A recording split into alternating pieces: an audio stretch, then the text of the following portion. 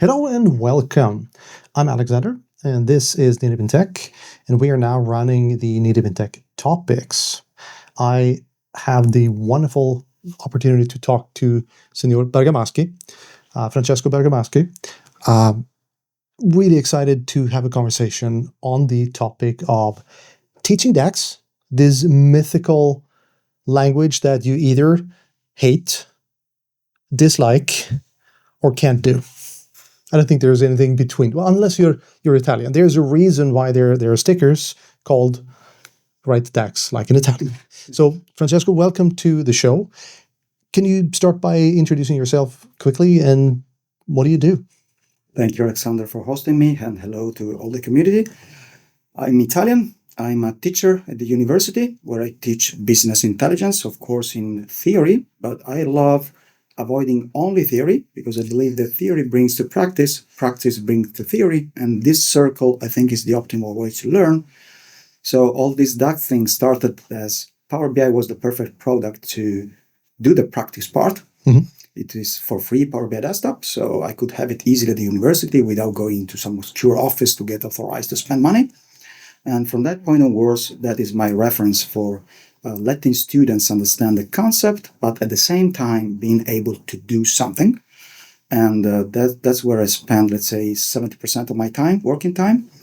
And in order to avoid being only a professor and maybe losing some connection to the real world, I also do the remaining 30% as a consultant, where I practically either do consultancy and therefore write the DAX and solve the problem, or teach also in corporations how to write DAX, which of course is slightly different than with young person at the university. But basically teaching DAX is most of what I do. And I also write DAX for helping my customers. So, sticking to the whole teaching DAX, what's your background? Did you come to DAX as the first language you learned, or do you have a background in other high-level languages, C, C++, that kind of language as well? My background is engineering. So the first languages that I went through were Pascal, C, and then Python, and then C# and all this kind of thing.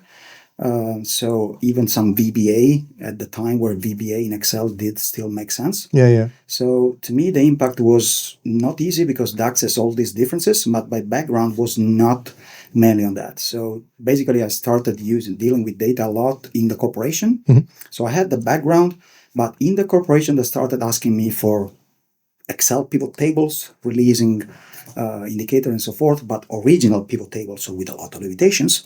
And then suddenly a guy from Microsoft sales came to the company and he wanted to sell me something, and he mentioned Power Pivot. And I was interested in that because I had problems with the number of rows in Excel. I was using Access to overcome this, but you know that Access is not exactly as nice because the total is not there and all these kind of things. So I went into that and I found that with some weird DAX language, I could maybe do a distinct count so easily. That was a nightmare for me in other technologies and so forth. And then I started using it, but then suddenly numbers were questionable. So I thought it was an easy language like the format Excel, but of course it was not. And then suddenly a book came out in 2012 from Marco and Alberto, something like Excel 2010, Give Your Data Meanings. And finally I found some DAX explanations. And then it was so important for me that I started creating indicators for the corporation. They were so good with respect to before that my boss authorized me to spend half of the day studying in the morning and the rest doing my job. And for 3 years, this was how I could be paid for learning, which was really what changed the thing. So that's basically, Power BI was not there yet, of course. And so Power BI came, and now it's mainly my focus, of course. So this is really interesting that you have that kind of background. I have the same background, not in engineering. I was a paramedic, but that was 100 years ago. But I came through higher level languages. I've always been of the opinion that if you don't have any background in computer languages, DAX is way more intuitive than it is if you come from something that has iterators and have already sort of kind of grounded your brain in a way of thinking. When you teach DAX, what's your starting point? Are you starting from people who've never seen any computer language, or do you have to fight with unlearning behaviors like Pascal and then C and those things? I decided to teach in economics. So in university, I teach in the economics faculty because when I tried with the engineering, well, they already have people teaching the technical part of BI, but that's tenants, that's permissions, that's users, domains. And so I couldn't add much value on that. In economics, on the contrary, they don't know this kind of stuff, but they need the tool. So what I start with people that know nothing, therefore, and in fact, I start with basic pivot tables. So the first things that I teach to students is just take a table, create a pivot table of 30 years ago, and start playing, understanding grouping, understanding aggregations, understanding filters. They know nothing. Then from that, I switched to Power Pivot to keep the Excel environment, which is easy, but add a data model on top of that, overcome some limitations, and start explaining them that there is a language towards a database, so that we're doing a query to a database, so they start understanding the difference between an Excel file and a database. And then I go to Power BI in the basic course just to show them something and show them that they can publish and share. So the first level course that I do bring them from I know nothing, starting with a pivot table, to I can understand a distinct count and I can create a visual. And then I have more specialized courses only focus on DAX or only focus on ETL and all the other parts. So the university gave me a lot of courses because in economics, when the engineering part teaching professors tried to teach in economics, it was impossible because those guys can't understand the language of tenants and stuff like that from a technical point of view. So I found my, let's say, ideal place in teaching economics. And as of today, most corporations are looking, at least in Italy, for guys that are not IT guys. They already have them. The mixture between understanding costs, revenues, and indicators and strategies, and also dealing with data is the perfect mix. So my students are very successful in finding a job, and this is what really motivates me. I love my students and I love teaching. So if I can help them doing what I love, that's best. For sure, for sure. And it's so interesting you should say that. I keep harping on about the fact that it's not about the tech. It's never been about the tech. It's always about the people and also the processes. Because people, well, we're not going to do much unless we have a purpose and we have a process. But looking at Power BI from a financial perspective, there's always the risk of us and them, because rarely do I find that front-end people, and I use air quotes here, front-end people don't understand the complexities of what's happening behind the curtains. That's where really poor data quality is born. At the same time, as you said, you cannot have a data engineer talk about KPIs and financial numbers with normal people. They don't mix. How do you work to overcome this divide, if you will? Well, teaching in university, for example, the issue is that the students are not experienced yet. There are some working students, for them it's a bit easier. So when I teach at the university DAX, the first thing is that they need to understand that the tool itself can be useful. Otherwise, they understand the language because they are young, so they are very quick in understanding, but they might miss the point.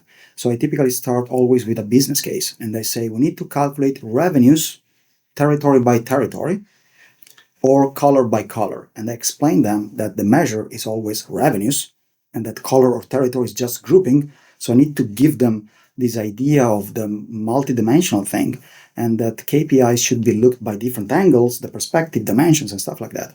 And after they get the idea that this is useful, then I go and tell them, listen, if I should calculate the number of customers, if I should calculate the number of customers below the average, stuff like that. Then they start connecting the dots. And it's really good because you see them growing from, God, the pivot table is difficult. And after 30 hours of course, in maybe 2 months, let's say with a certain frequency of every month, they start understanding the thing. And most of them writes me after the course asking me for more. Like, please give me materials to do more. Or one, which now is a big guy, in the sense that is already famous, one of my students, he asked me help for the first time that he was applying to a corporation. The corporation replied, I give you these 3 tables, you need to give me by tomorrow the following things calculated based on those three tables. And so I helped him, replying to that, and it was higher than so. That's basically beautiful. So that's the university part. When I go to corporations, of course, it's different. They very well know the reason and the application. They are slower in understanding, and they think that they know stuff, which sometimes, I don't know if you agree, can be quite problematic. Yes. It's easier to explain to those that do not give assumptions than those that say, oh, but I know I should do it this other way. No, that will not be that. So there the difficulty is removing some preconcept and at the same time don't make it too difficult, because the attention as you grow, is as lower time before it falls. So it's a different teaching, but it's always good because it's a different kind of doing the same thing. And since I love teaching, it's also nice to be able to teach differently. I always try to avoid assuming that people understand immediately something.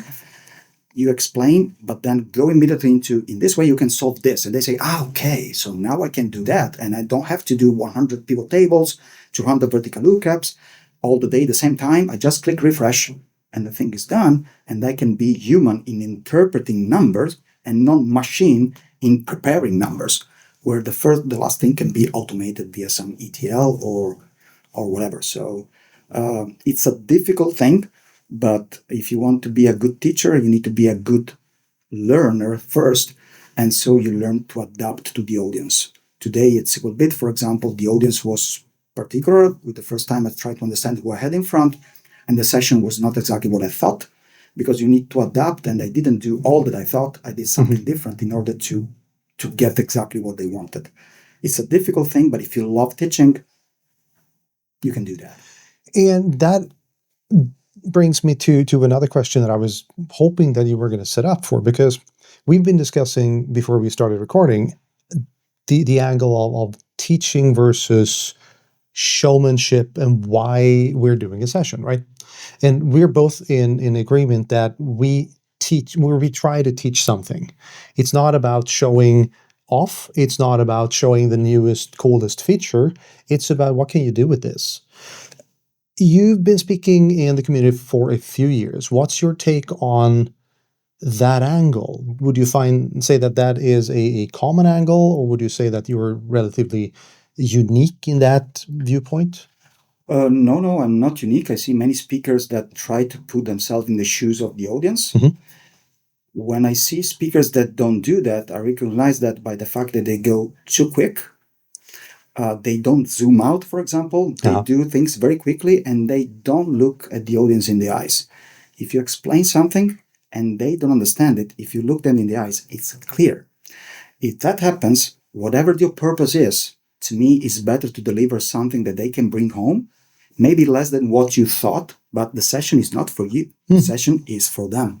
So today what I did was focusing on a narrow part of Calculate, which is an enormous subject, but then they will have the full presentation, the full Power BI, they have my contacts, so if they want to go deeper, they can. But today it was a 2-hour session. I avoided killing them with details. So I was trying to be sure that they were focusing. We had a break, of course. They were still following me. And very frequently I was asking them, should I rephrase that? Is this clear or not? Do you have any questions? Don't worry about doing questions. We are here to help. I don't have any reason to show up. The emotion is transferring knowledge. Since I was a boy, that's what I like doing. I don't know why, but that's basically my passion. And I think that if this is your passion, you will be anyway successful as a speaker. You can also be successful if that's not your passion, but then you need to transmit this. Otherwise, people will say, yeah, right, you spoke 2 hours, I couldn't understand anything, you made your show up, but to me, I don't bring home anything.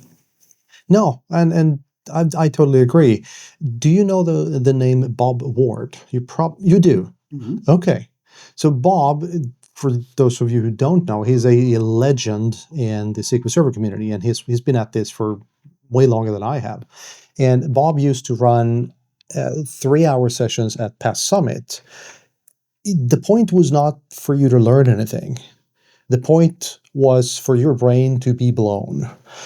If it took more than 3 minutes in his session before he whipped out the debugger and went down to machine language, he was slow.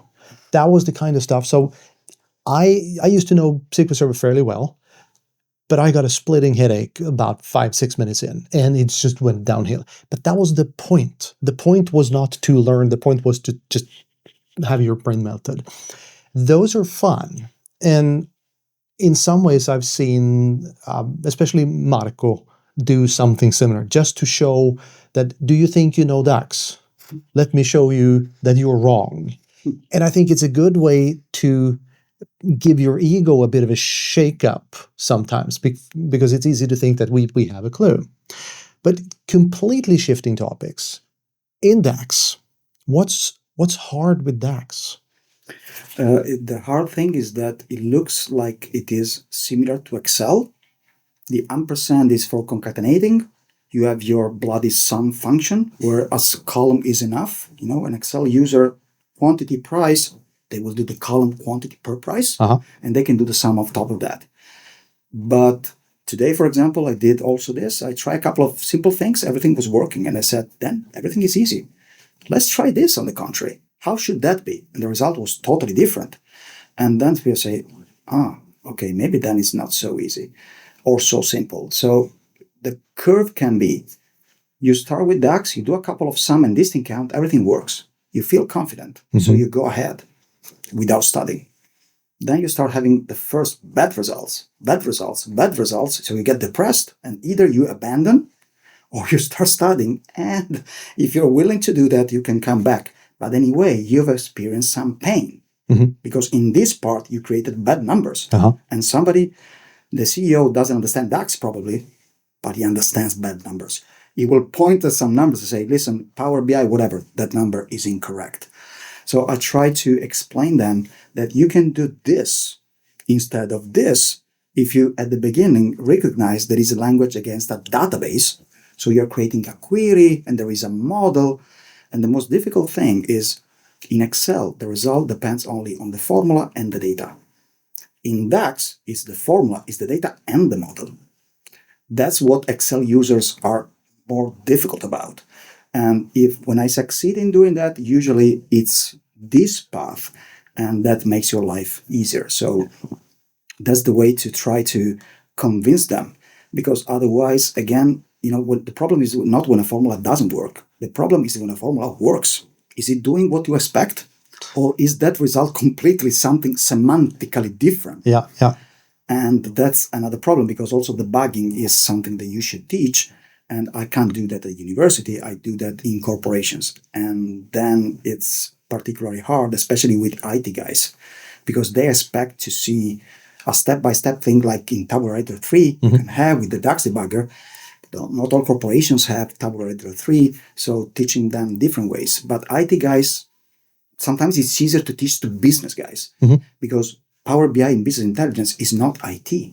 That's business. Yeah, you have some concept, dimensions, primary keys, but the purpose is business oriented. So sometimes it's more difficult for IT guys. They understand primary keys and everything, but they get confused with calculate. They get confused with the variables are constant, and I understand them, of course. So yeah, it's quite an experience. I've been teaching DAX since 14 years now, so I can do it very easily. But I have to say that for me, it was difficult for the first 2 years. Very difficult. Now it's easier because you have books, you have videos, you have a lot of materials. If you will to do it, you can do that. So I would suggest anyone to try to take the right road. Don't underestimate it. You can buy a car, enter into the car, press a button, and it starts. It's simple, but that doesn't mean that you can look at the engine and understand how the engine works. So you want to use it, and you want to be careful about what you do. And if the formula becomes too complex, go to a consultant. I try to explain the basics so they don't have to call me anytime, and they have some knowledge. They don't depend on me. But usually they should study 6 months in order to improve 1% in DAX, but they do another job. My job is writing DAX code. They are directors, settlers, purchasers. They do another job. So I just try to transfer the minimum and say, you can do 70%, 80% of what you need with this.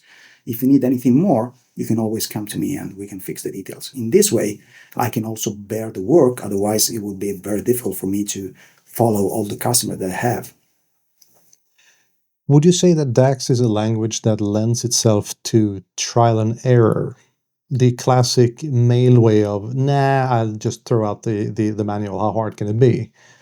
No, because it gives you the illusion that it is like that. Uh-huh. That's the bad part, because the first formulas are very immediately giving you the result that you expect. And then you get confidence. And the problem with confidence is that then you lose some boundaries. You say, well, I don't need to check that. It's obvious that it works. Yeah, that's also a number. But again, when numbers are, if a number is completely wrong, let's say incorrect, yeah, then you notice that. But if it is slightly wrong or incorrect, that's going to be a problem. And one little mistake, another little mistake, another little mistake, at the end, the report is giving you bad numbers, and your decisions are going to be based on bad numbers, which makes the overall BI thing completely useless. And this is so interesting coming from the back-end side of things, because having talked to financial people, you tend to, at best, be annoyed, and at worst, be very annoyed when you're off by a cent. Yeah. Because numbers are not supposed to be off. Mm-hmm. And then you talk to ETL people doing large-scale data transformation. They say, well, it's 100,000 off. It doesn't matter. And you see financial people get a stroke. Absolutely. There are two sides of that coin. But that sort of kind of pivots into, if DAX is potentially going to bite you in the posterior if you're not careful, what does that say about AI-assisted DAX creation and using AI for creating DAX? And there's a follow-up coming your way, but what's your thinking around that?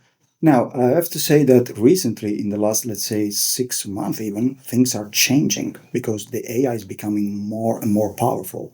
Let's say 2 years ago, the DAX that came out of ChatGPT was very bad. And even from Copilot, it was very bad. Now things are becoming better. So that the DAX that is coming from Claude is pretty good. So what I would answer to that is that I would suggest anyone to learn the basics, so that you can at least have a quick look at what is offered to you and understand what's happening. Of course, why should you spend 1 hour writing 20 sums and different distinct count? What is something, so that is something you can easily delegate. Mm-hmm. And that's what I typically do. Also using Tabular Editor, you can speed up the basic part. Mm-hmm. I try to focus on the complex calculations. But of course, if I have some problems, why shouldn't I ask a suggestion to an AI, maybe to drive my approach? It happens. So anybody should believe that. I don't know about Marco Alberto, but still, when I write some DAX code, yesterday I was spending half an hour because I took the wrong approach. Mm-hmm. You need to be humble. Sometimes you don't take the right road. So just step by, maybe do a pause and try again, or ask somebody. And the AI can scan the entire web and suggest you a way. And that might be a good starting point. It might even be perfect. What I don't suggest, at least not now, is saying, I fully trust that, in the sense, without knowing what I'm doing. Now, again, the point is what you want to achieve. If you want to create something like a balance sheet, Mm-hmm. numbers must be perfect. Mm-hmm. Otherwise, there are problems, taxations, legal problems. So I would just keep the human control on the high-level stuff to make sure that there is no mistakes in complex logic, like the best customers. What do you mean by best customers? And what about the filters and the territory and whatever? But for the basic stuff, I would suggest anyone to use it to improve performance. I don't teach Chatbox or Claude at university, because there I need to teach, my course is called computational tools, for example. So Mm-hmm. they need to understand the computation. But of course, my guys are then using AI, and I find it interesting and useful to do that. The only thing is that I like the idea that we keep control. Mm-hmm. And therefore, I would consider, how can I debug that? What is the way to, let's take the code from the AI, but let's challenge this code. So let's try to apply a couple of filters and say whether the result is what I expect. If it is not, I would keep some time trying to fix it. And if you don't know DAX, fix it is a problem. You can come back to AI again. But many times it tells you, oh, you're right. Oh, you're right. Oh, you're right. But it's still keeping you, telling you that you are right, and offer you always a different code. So I like the idea that AI is at our service and not the opposite. So use it as a tool to improve my job, make it for me easier, quicker, more productive. But at the end, it's my responsibility. I feel accountable for what I do, and therefore I keep control on the code. So that's the approach that I would suggest. Maybe in 10 years, we will focus completely on something different because DAX will become, and any other language, a full commodity. This is happening on Python, for example. Many times people get these enormous Python scripts, they just copy it, paste it, create a lot of stuff, and they produce reports. But I've tried a couple of times testing them, try this and try that, and they were, oh, that's not what it was. And I said, didn't you check it before? Did you really take 100 lines of code, put it there, and went to a customer saying, you should do this because the result is that? I think that this is rather unprofessional. I agree. And it's something that I see almost every day because the entry level to using AIs and hence producing fairly complicated DAX code or Python, whatever it might be, it's easy to do. But it sounds like it's a great tool if you have a clue and if you can look at it and go, huh, that's odd. But if you don't have that skill, what would you say to turning AI use on its head? You don't know DAX. You ask it to create DAX, and then you take the output and you take it apart to figure out what is it doing. Would you say it's at a good level to do that these days, or are you still concerned of the initial quality? So you might be going down the wrong rabbit hole, so to speak, if you use it that way. Well, it's difficult to give a precise answer. What I typically do is, well, it depends also on your knowledge of DAX. If you know the basics, you can just trust until when it's a distinct count, a sum, or a count rows, or something like that, and simple divisions. But anything that is a bit bigger than that, if you feel that it's challenging, even just reading it, it's like DAX is a language at the end, right? So you can, maybe you don't fully understand everything, but the logic should be clear. So formatting the code, for example, so you can understand when something starts, something ends, you can say, okay, this grouping these customers is checking for each customer something.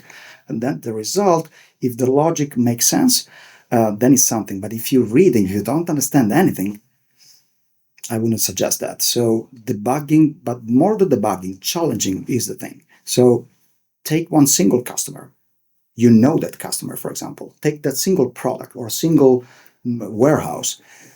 Check that if you apply something and you know what the result should be, if that comes out or not. If it doesn't, a good way is debugging that. Debugging DAX can be very complex, but the easiest way is using DAX Studio, where you can just debug and create variables, give me this, give me that, and step by step find the result. The difficult part is that you don't observe the virtual tables you create on the fly where you do the calculation. Recently, I would suggest to JSON or to CSV to recent functions in DAX. Instead of writing concatenate DAX and complex stuff, you just type these two and you can just take the first 10 rows of this table, and so you can inspect what is happening. And at the end, when people really start to understand the point, is that DAX is all about tables. You need to think about solutions in tables. When customers tell me, there was an HR guy that is really good in DAX, but he was my student, he was not able to do certain calculation. He called me and said, how is it possible that you can do that? I simply answered, I'm just good at building the right table. That's it. It's nothing more than that. He speaks, I don't do anything until when I say, okay, that's what you want. So I need this table. Do I have this table? Yeah, I use it. Don't I have it? Let me call summarize, let me call group by, let me call values or whatever. I build a table and then everything is just sum, iterate that table. In DAX, you either filter or iterate. There is nothing else. So it's all about tables. So I always suggest before writing code, take a white piece of paper, a pencil, and write the steps not in DAX, in natural language. Group this column, filter this, iterate that, find that, do that. That's a plan. Then it's just a matter of being able to translate that English language into another language. But if you don't have a plan, to me, it's crazy writing DAX code. You will spend hours and at the end being just, where I am, and kill everything. So at the end, DAX forces you to really know what you want to do. If you don't know what you want to do, you will never succeed in DAX because the result will be not what you want. Because DAX, as any other language, doesn't give you what you want, it gives you what you write. And the point is, are you able to write in another language what you're looking for? And yes, so much. Yes, that's the secret code to DAX. You can get away with not really knowing where you're going in other languages, but DAX will, as you said, it's going to give you exactly what you ask for. Exactly. It's not going to give you what you need. It's going to give you what you asked for. In many ways, that is similar to how most of the LLMs work today. And if nothing else comes out of the LLM world, and that's a different conversation, if that means that people get better at formulating their actual needs and putting that on paper, I think that is a step in the right direction. Francesco, it has been a fantastic 30 minutes. It's amazing how time just flies when you have a wonderful conversation. We are at time. One of the things that we never were able to do in this podcast was to stick to time. Oh, No, never. So the previous episode, we were thinking of maybe 40 minutes. It ended up 65. So math is hard, yo. Do you have any final comments before we go? enjoy DAX. Enjoy DAX. And in Italian, that would be Godetevi il DAX. what he said. Thank you so much. And I hope you enjoy the rest of the conference. Thank you for hosting me. Thank you.